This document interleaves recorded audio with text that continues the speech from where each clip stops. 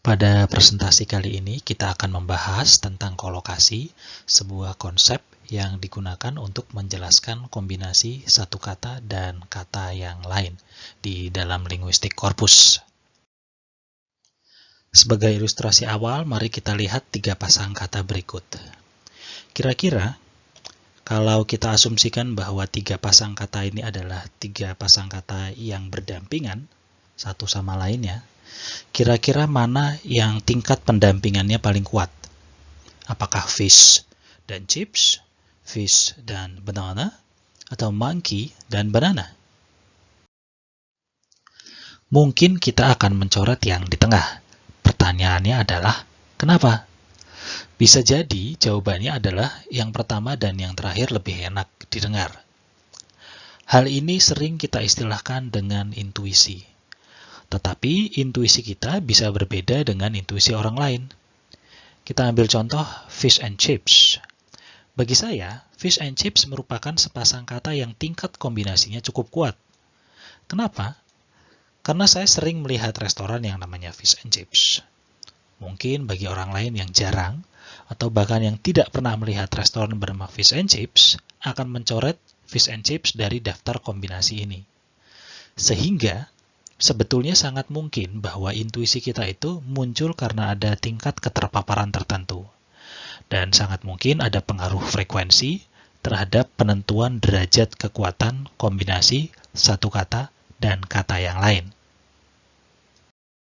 Sekarang mari kita coba dengan beberapa pasang kata yang lain.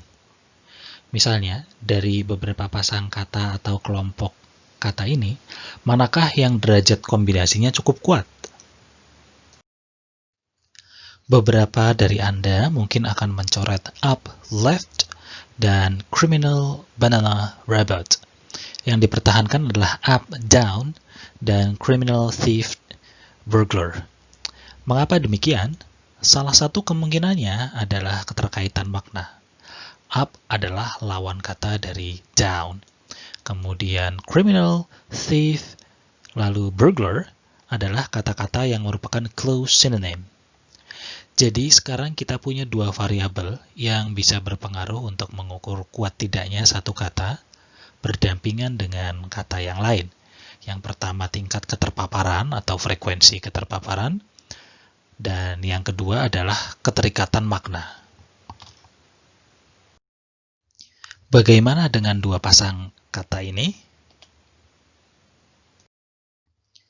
Banyak dari kita yang mungkin akan mencoret yang kedua. Kenapa?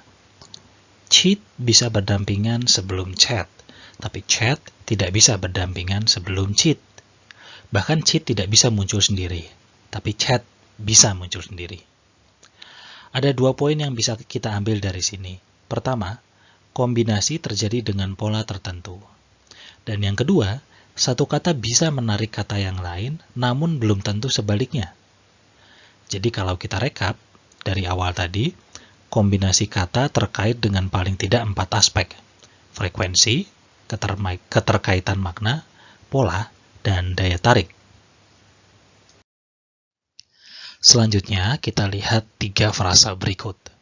Knock bisa berdampingan dengan out secara langsung, atau kita sebut immediate combination. Immediate itu langsung. Berarti setelah knock, langsung disusul kata out. Namun, kita juga bisa sisipkan sebuah objek di antara kedua kata ini, seperti it, knock it out, atau the guys, knock the guys out. Hal ini menunjukkan bahwa yang dinamakan kombinasi itu tidak harus langsung, tapi juga bisa berjarak seperti yang ditunjukkan pada contoh-contoh ini. Out bisa ada di posisi kata pertama, kedua, atau ketiga setelah knock. Mari kita istilahkan jarak ini dengan range.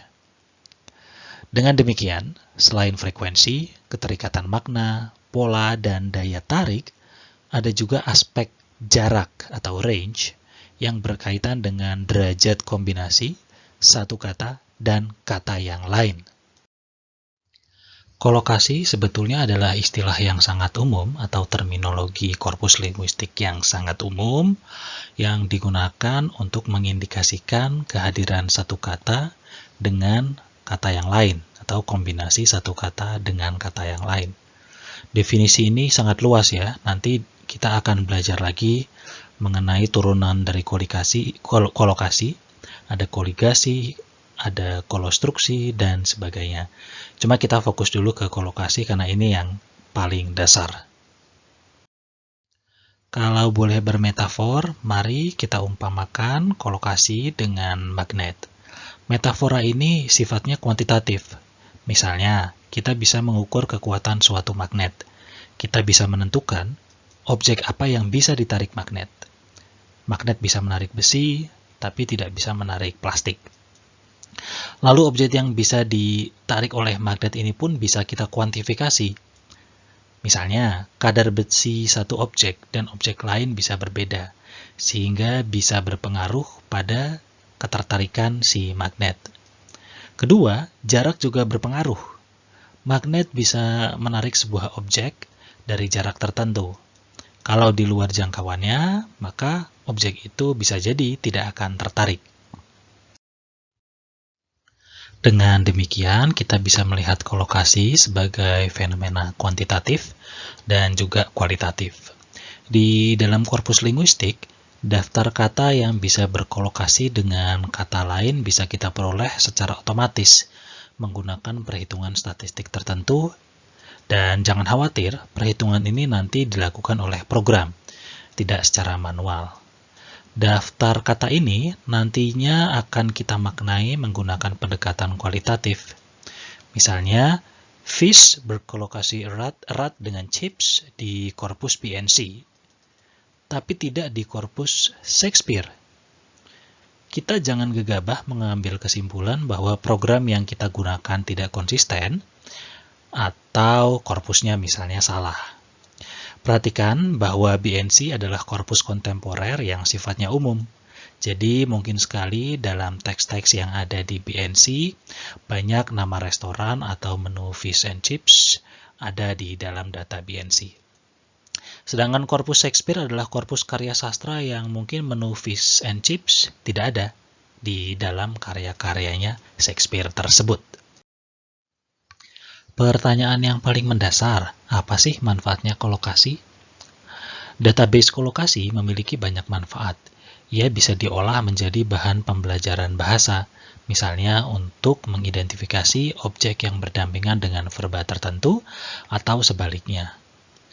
Bisa juga digunakan untuk memperjelas makna dari satu entry yang ada di dalam kamus supaya lebih akurat penggunaannya. Bisa juga digunakan untuk mencari kata yang memiliki keterkaitan makna dalam bidang semantik, misalnya. Demikian presentasi ini, semoga bermanfaat. Jika ada pertanyaan, silahkan cantumkan di kolom yang sudah disediakan. Terima kasih.